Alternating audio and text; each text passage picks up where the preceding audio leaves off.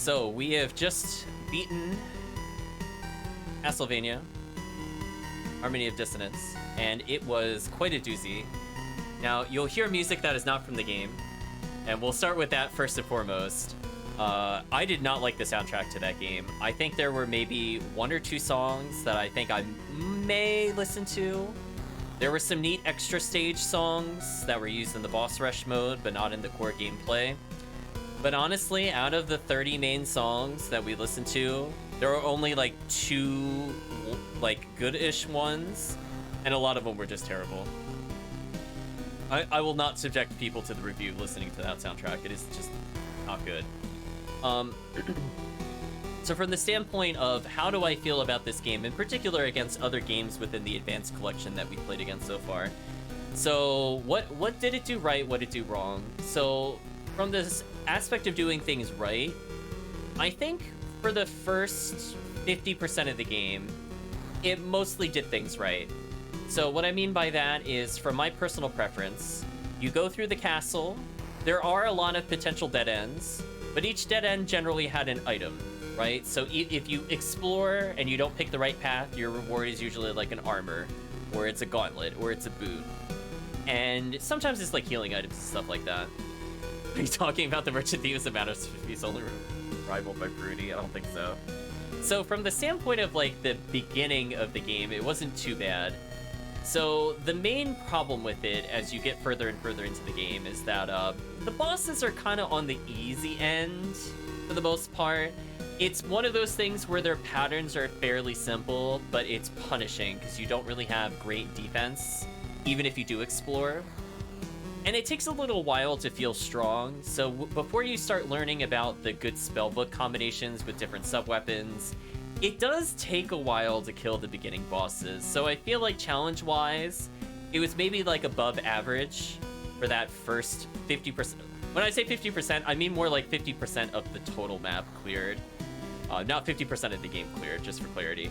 So you're in the first part of the castle, you fight a couple bosses, your sub-weapons are okay. You know, not too crazy, but they help. You may or may not come across like the fire book. We did not actually find that in the initial playthrough. We ended up getting the ice book first. And that was like a pretty big power upgrade. So for example, we had the ice Bible.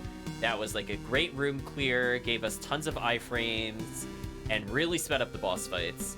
So from like that point forward, we start coming across warps. And man, are they so badly implemented in this game.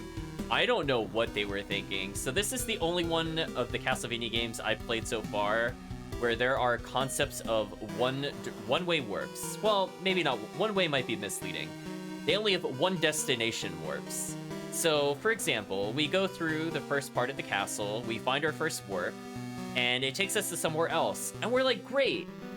Why don't we then, like, you know, if we find more, we could just come back to those later, right? No. That one warp only leads to that other warp. You cannot cycle through warps in order to use those warps again. So this is where we immediately start going into the really, really bad map design. So the concept of the whole game is that there are 2 castles, sort of a spoiler.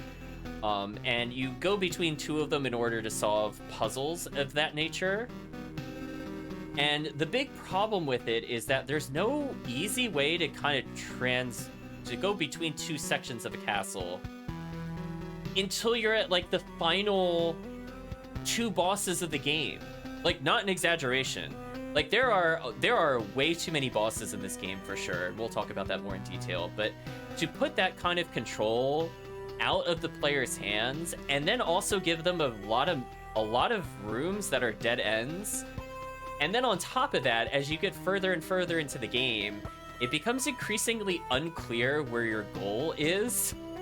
So you start unlocking progression, and in like a normal Castlevania game, you have kind of like a central hub where you kind of go start to finish all the way through. You take some branching paths, you beat the branching paths, and that helps opens other branching paths. Sometimes you'll do like a clockwise motion through the castle. Sometimes it'll be a little bit of counterclockwise, and then you go forward, and you still ultimately go from like bottom left to upper right, for example. However, this one, as it involves both castles from an early standpoint, is extremely confusing. There are bosses that you kill that open rooms arbitrarily elsewhere in other castles. It does not show you the rooms that are opened. It usually does not even indicate on the map that something has updated. So you'll beat something like the giant bat boss, or you'll beat like the shadow creature, and you'll have no idea where to go. Because the game, like, the thing it opened is like not anywhere near them. Like, we're talking it's like half a castle or more away. And that is completely unacceptable to me. And to compound with the stupid one-way warps, by the way, worst decision ever in the game, it really, really sucked the fun out of the game, is that there are, like, no save points.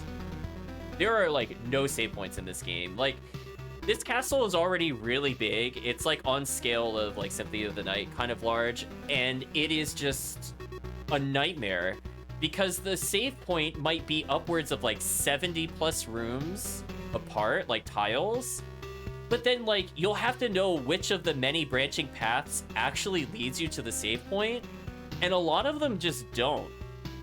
So unless you get like the perfect castle map, you're just kind of done. Like, honestly, like at one point we went, I think, over 140 tiles because I went through several paths. All of them were dead ends. Then I went to the other side, and then I went through even more dead ends. And only until I found, like, a save room before the boss room did I find another save. Like, they are just way too few and far between.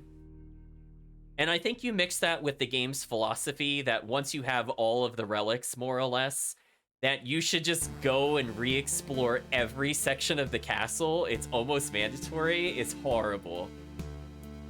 Horrible.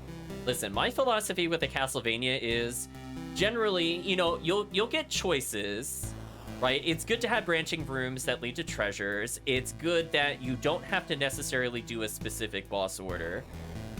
However, I feel like it should be very clear when you hit a point that you can't really proceed, and then not get punished for it.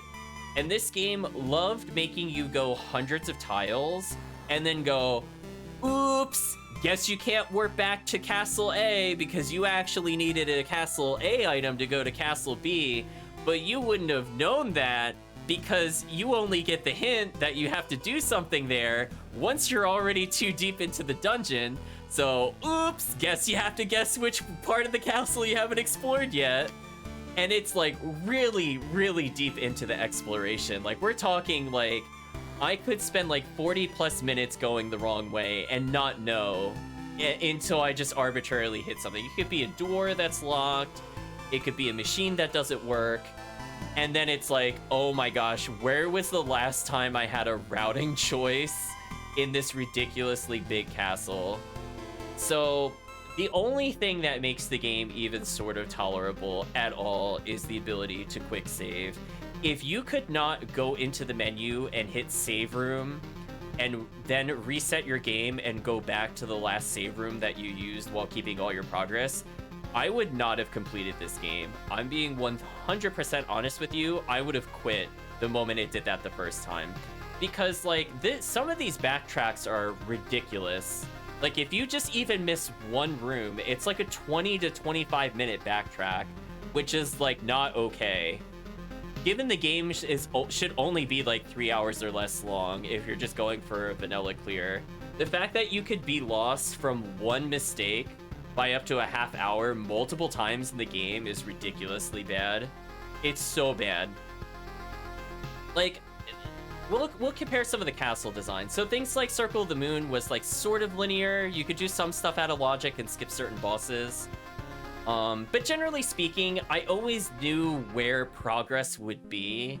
Like, I'm like, oh, I haven't been to a new area. I know one of these doors has to go to a new area. And I know that while I'm in the said new area, I should end up more powerful, right? So, like, generally speaking, I didn't enter a new area and then just immediately get stuck. This game is like, we're gonna send you to, like, 7 new areas. None of the bosses drop anything good. Like, of the 40-something bosses, I think only 8 or so had an item of interest. Like, the ratio is so bad in this game.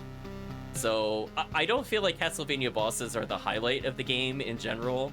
I think it's more for just showing off. And the fact that the bosses were on more of the basic end, and you might overlevel due to getting lost, and or some of the spell books are super glitchy, and or there's the damage bug in the game.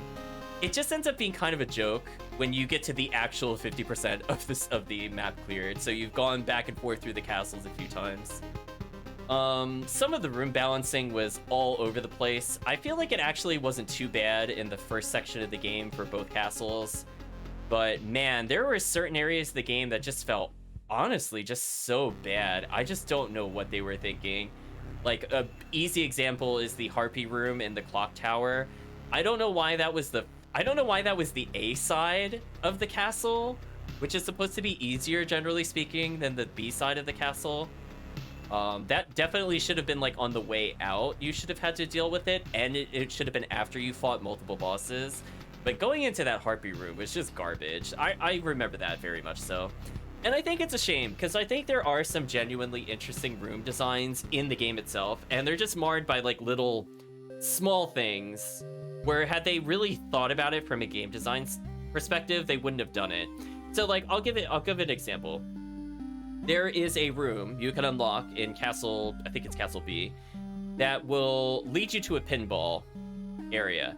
And I like that concept. It's very different. You don't really see that in the other games. You basically race a pinball through like a series of platforming challenges, avoiding some enemies, and it rewards you for going fast, right? Like, there's nothing inherently wrong with it.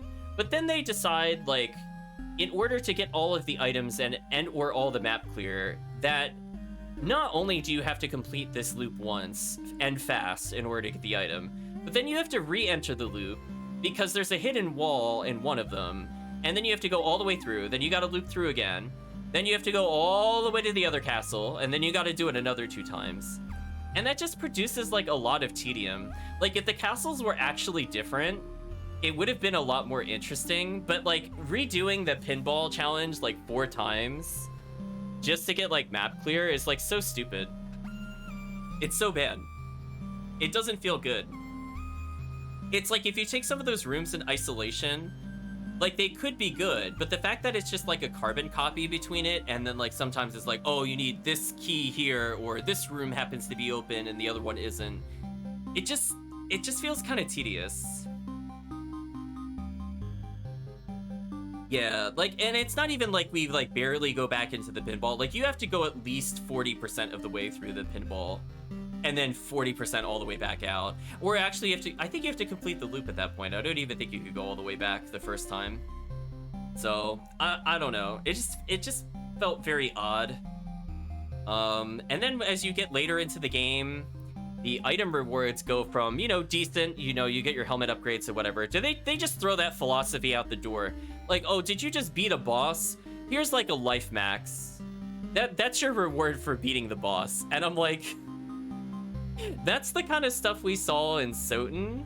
And even then, even in those exceptions where the boss didn't always lead to a relic, it always at least led to multiple items, right? Like, if you want to compare it to other Castlevanias, like Doppelganger is a great one. Like, the first time you fight Doppelganger, he technically doesn't give you a relic, but he's required for progression. So it is not like an optional boss, because there are a lot of optional bosses in this game as well, which makes it even worse when you're trying to find relics and you're like, why did I just fight this boss? What a waste of time. It at least leads you to like an item jar and like a whole new area. But some of these bosses are like, yeah, you could just go around them. There's no point to fighting them. They don't really give you great XP, and they will just waste your resources. So I did not really feel very inclined to do a lot of boss fights. We did end up doing all of them to get the true ending. I will not spoil the true ending, but I will let you know it is not worth your time for those looking for an honest review. Absolutely not worth it. Just go for the good ending. It's good enough. Not worth it 200%ing for sure. Yeah, they have this whole mechanic where you collect furniture throughout the game, and it does not come into the ending whatsoever. Very disappointing. I don't get why it was in the game at all. It's just so random. Yeah, that true ending, ... We'll leave it at that for sure. But very, very questionable, chat. Yeah, we got lost multiple times in this game. Like, we had gotten a little bit lost in Circle of the Moon, but as I said before, like, generally speaking, you're like, oh, I didn't go to the right room to go to a new area. But I still had the right idea that I was going in a good direction. In this game, I had no idea where to expect any items. Like, sometimes relic rooms had absolutely nothing when you visit the B-side. A lot of bosses, as I said before, didn't do anything. So it was really hard to tell if I was going the way the game generally wanted me to go, let alone if I did something out of logic.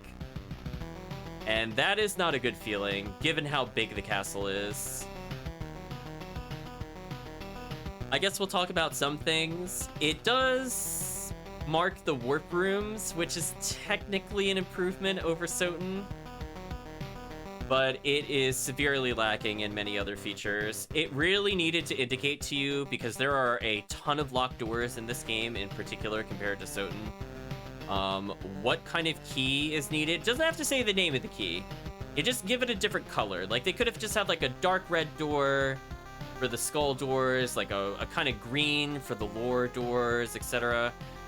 And you don't have to know what that item is that opens it, but it should have marked it. Just like when you go to lower the water at one point in the castle, if you at all forget where that is, you are just so hosed.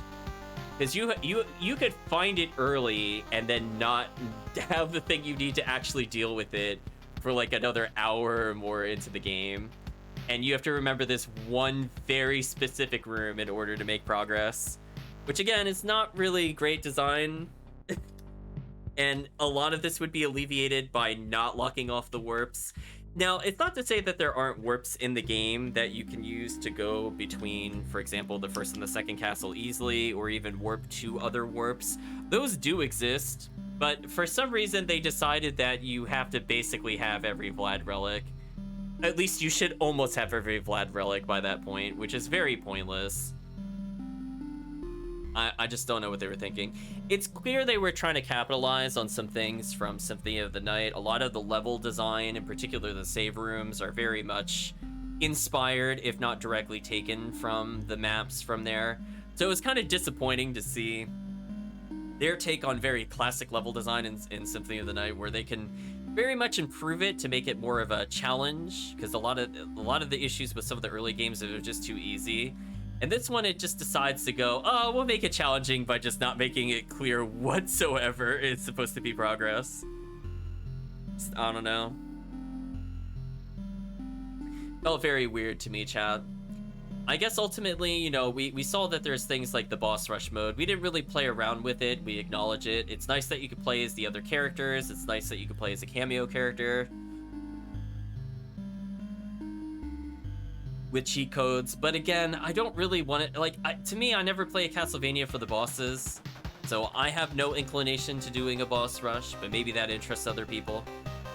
So ultimately, I think I said this before during the gameplay itself, I really wish they had taken aspects from the previous game, even though it was technically like an offshoot game, a Circle of the Moon, and combined it with this game. Like, this game started doing things right, where you get those items, it rewards you for taking different paths. Circle of the Moon had more clear level design. Like, it might have been a little confusing with the map, how hallways worked, which is definitely an issue in that game, where you're never sure if you could just go straight across or if it's like a one-way in the room. And that didn't feel good.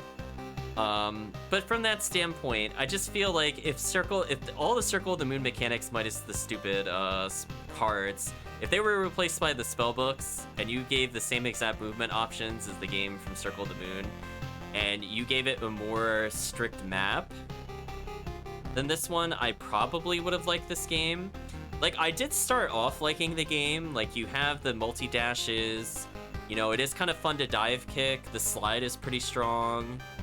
The spells are a lot easier to get. The spell books are in places that generally make sense, so I don't have to grind off at any enemy, which is amazing, because I do not like grinding, and I do not like backtracking. And it started off without needing either, but by the end, it was just full-on backtrack nonsense. So, very disappointing for me. I feel like this game had a lot of potential, but even if I were to play the randomizer of it, I'd probably still not like this game. I will state, like, if I had to choose one of the other games to play a randomizer of, I mean, other than Symphony of the Night, I would maybe consider Circle of the Moon, because that does fix my big issue with the game, where there was no point to exploration, because you just got things like life ups, and those are, like, honestly irrelevant. I guess we'll very briefly touch upon my philosophy with the life ups. I feel like life ups are perfect things. Instead of getting the orb from healing from bosses, I think Soten did it better, just to increase your health along the way. That way it's kind of like a double whammy. So I'm kind of sad they moved away from that and went back to classic Castlevania for that. I do think life maxes on particularly long hallways before you unlock warps are actually kind of like a soft checkpoint system with the game, and I think that does help with the game difficulty and game ease when you might not know where a save room is. But unfortunately, it didn't really follow that philosophy at all, and a lot of the times you had to work really hard just to get to super disappointing rooms. And even though it generally, as I said before, at the beginning of the game was good at it, we got to several rooms in the game where I had to fight an enemy for like upwards of 30 seconds because this thing would just walk backwards slowly, and I'm hitting it, and I'm hitting it, and I'm hitting it. And then I need a break wall ability, and then I finally go see what's being guarded behind this monster that took a while to kill, and it's literally nothing. It's not even a heart max, it's not even a life max, it was literally nothing. And I'm like, really? If you're just gonna put an empty room in the game guarded by a random enemy, like, why even put the room in the game to begin with? Like, why? It should have given you something. Do you know what I mean, chat? But yeah, I can't imagine playing a randomizer of this. I think I would get way too confused. Exactly. Like, Circle of the Moon has a flow to its map. Like, the hallways, you might get confused. You're like, oh, I should have been in this hallway instead of this hallway to go up instead of down. Even though on the map, it looks like you should be able to use that room to get to where you want to go. It doesn't showcase that there's like a one-way or there's an obstacle in the room that prevents you from doing it. And that's kind of like the fault of Circle of the Moon. As well as the hidden rooms. The hidden rooms were kind of garbage. This game had a hidden room, and it is absolutely the worst one I have seen so far in the series. What absolute BS to put a hidden room that not only locks away the true ending, but also locks away spells in a save room. Absolute BS. Total BS. I'm glad I knew about that going into the game. I'm really curious for the people that would have been watching along or playing with it would have found that room. Like, even with the relic tracker from the advanced collection, and even with the fast reset, like, there's just still so many problems with this game. I just don't think I would ever really touch it again, realistically. I'm not even interested enough to try, like, the alternate mode with the other characters. Yeah, it's just like, it's such a shame, because as I said before, the first part of the game, when you're in the Castle A and you do the transition for the first time, and it tries to hide the fact that it transitioned from you by keeping it as one map, from what I recall. It's just like such a mess. They really needed to clean up the room design. I don't know what they were thinking. I guess I'll also talk about balancing. So as I said before, it's like slightly above average in difficulty for the first parts of the game. There are some very random damage spikes that don't feel entirely fair. I'll give an example. I went through a place in Castle A and enemies were doing literally, I think literally 1 damage, right chat? Literally 1, maybe at most 4 damage to me. And I come across this random boss room, because this is a new area. Like, I'm going to somewhere I couldn't reach before with a new relic. And I'm like, oh, it's immediately gonna make me fight a boss. And I've been fighting things that only been doing 1 damage to me. And then I get touched by the boss. And I take like 80 something damage. And I, at that point, only had like 240 health. So I almost die instantly, just by being clipped by the boss. Actually, I forgot to talk about one of the biggest cons of the game. I'm sorry, I glossed over this before with the difficulty. The iframes in this game are absolute garbage. They're some of the worst. I think it is actually the worst in the series, at least from what we've seen so far. If you get hit by an attack, it is very likely it is going to double hit you. and you will not really make significant progress forward. So if you get knocked backwards by like a stab attack and you hold forward at all, you're gonna get hit again. In fact, if you don't immediately like jump, you're also going to get hit again. So it led to a lot of attacks that by themselves shouldn't do a lot of damage. Like as I said before, 80 advanced 240 is like, it's kind of high, but not too bad. But you couple with the fact that it'll go like smack, smack, and you suddenly lost 2/3 of your health on one attack is so bad. We saw some weird iframe glitches involving candles, where we seem to have extremely extended iframes when dashing. However, a majority of the game is not like that, and more often than not, if you're not doing really careful whip cancels, you're gonna get hit twice, if not more, by certain attacks. In fact, throughout the entire game, I don't think there was a single enemy we could damage boost through. So like if I did the slide to hit an enemy, got struck, I can't just immediately slide and go past them like you could in other games, for example. In fact, you'll always get hit twice. So it's just way too punishing. In fact, you'll get hit multiple times if it's a big enemy, and you'll just die outright if you try it. So even though it had a lot of interesting tools for movement, I think the iframes also kind of ruined the fun of the game to some extent.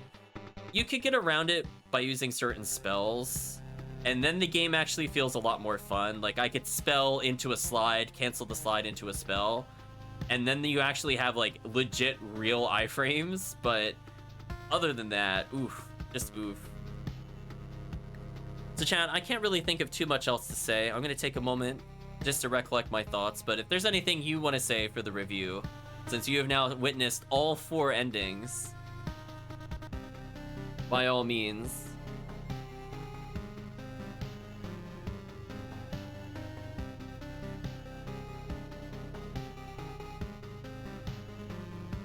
So while chat works on their final thoughts of the game, I will state that generally speaking, even though you couldn't swap out weapons, I think the whip control in the game was actually okay. I did like that you at least swapped the whip around.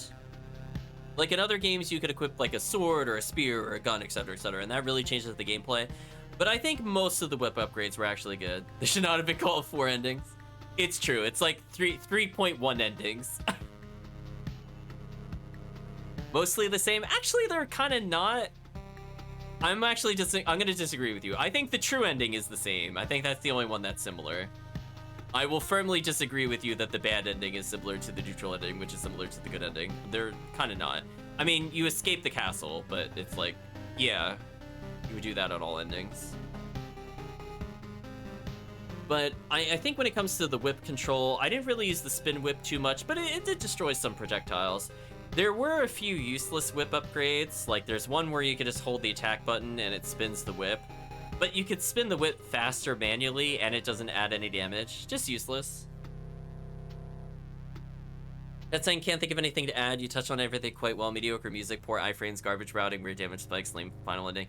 Yeah, I will state that because of the fact that we did so much backtracking and we knew the bugs, the final bosses of the game were a total joke in terms of difficulty. Like, I'm sitting there with, like, my 99 potions, and chat saw, I really did not spend that much time getting extra money. I think throughout the game, I spent 3 minutes, maybe, that's being generous, getting extra money bags. Like, I really did not put a lot of time and effort to get money. It's just that potions were so cheap. So it's like, you know, if you pick up 100 bag of gold and potions are 80 gold, and you could get a bag of 100 every like 3 seconds, or you could get a bag of 400 instantly. You could kind of counterbalance it. I will state, I am happy that this game had a merchant. I will actually state that. Oh, I almost forgot the best thing. I almost glossed over the other thing I meant to complain about. So I love the merchant in terms of like, it does balance out some of the difficulty, or if you don't explore, it's kind of like you're out so you can keep going.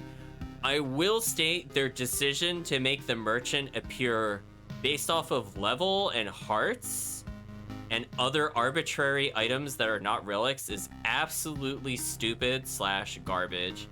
What a dumb idea. What an absolutely dumb idea for the merchant. Listen, stores should be consistent.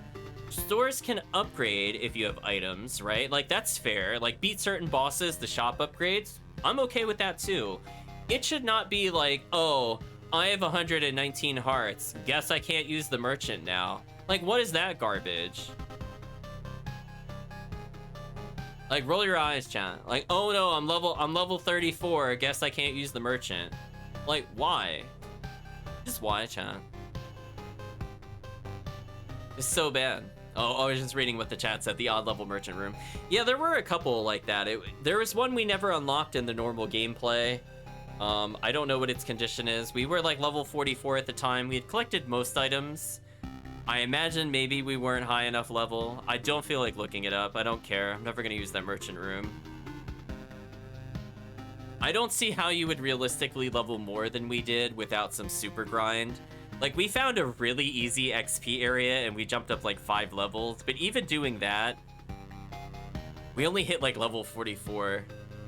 And again, that also only took about 2 minutes. Like, we spent very little time actively fighting enemies. Like, we would sometimes kill them if they're in the way, but we did try to skip a lot of them. I don't know. I guess if you try to kill literally everything you see, maybe it's possible you'd hit like level 50 or level 60. I just don't see how that would happen, honestly. Because that was with us getting lost too, and I still didn't even come that close. Second best one, Metroidvania for the GBA. That's an interesting statement. I think I actually like circled more. So if it were between, like, we haven't played Dawn yet, or not Dawn, we haven't played Aria yet. I imagine Aria probably feels better than this game. I'm kind of willing to say that this might be the worst one. I think I'm willing to say it. I think there's enough wrong with it that I would never replay it. Circle's issues were predominantly related to the final boss battle being absolutely unfun. Like, I actually had a fun time start to finish with Circle of the Moon, even when I ignored its really stupid card mechanic. I cannot say the same about this game. I definitely felt frustrated at points, getting lost. I definitely got annoyed at random damage spikes. I did not like a majority of the sub-weapons. I'm not gonna say I felt weak, but I definitely feel like the iframes was a big issue for me, like, really enjoying the game. Circle vertical relies on drops, not canon. Kind of true, but I feel like with this one, yeah, it's like, it really just depends on drop luck with Circle. I fully agree I don't like the grinding of items in Circle, and I feel like a randomizer fixes that. Like, it fixes all of the issues that Circle has, is just play the randomizer, like, not even kidding. But, like, this one, it's like, even if I play the randomizer, like, I wouldn't want to go through this castle again. Channel Card 2, Furniture Simulator, Maxim Mode, Canon. I really didn't care about Maxim Mode. We briefly played as him, and I'm like, why would I want to play this game again with a different character? The furniture joke was more funny as, like, a joke, but, like, I don't honestly want to play the game again to get the furniture. Yeah. Like, for me personally, I don't care about the furniture at all. I know chat usually likes it, but I personally just don't care about it at all. But yeah, I honestly feel this had the worst castle layout of the games that we played, so I don't see a future where I would ever go back to this game, either in boss rush mode or Maxim mode. I didn't like the game, like, ultimately. Is the best mode of all? No, I didn't have a lot of fun with Maxim, so I'm gonna say no with it. I mean, if people want to just, like, glitch through the game and just, like, zip through, this game is very broken for people looking from it from a speedrunner standpoint, but from, like, a casual standpoint, I could not recommend this game at all, even like 1%. I feel like I could technically recommend something like Circle casually, because, like, you're more likely to get cards because you'll take things slower. And I really did not like the speedrun approach of Circle of the Moon, where you had to beat it with, like, basically 0 cards. Yeah, just this game, I don't think I can. It just, I really feel like they really needed to clean up some of the castle transitions. And them locking away warping between warps so late in the game is such a bad decision. What were they thinking, chat? Like, that alone would have killed a lot of my complaints about the backtracking, getting lost, because then I would have just had easy access back to places I had already visited, and they could have just locked it behind something I could have used much earlier in the game.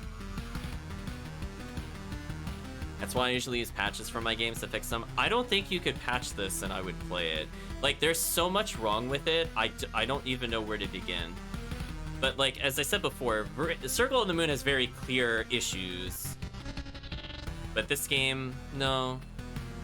It's fundamentally flawed, unfortunately. I'm gonna beg to differ, Bowser Pond, but I think for now we're gonna end the review since we're going more into general discussions. I can't think of anything else I really want to say about the game, but this is easily my least favorite of the Castlevanias we played so far. I would rather play Circle. I would definitely rather play Symphony of the Night. I don't know if I'll enjoy Aria, because it follows a design philosophy I also really don't like, but it also gives items as you go along, so maybe it'll kind of cancel out and we'll see how it goes. But I think for now, chat, we're gonna say so long to the people listening to the review, and hopefully we'll see you again next time, and maybe we'll even play another Castlevania in the future.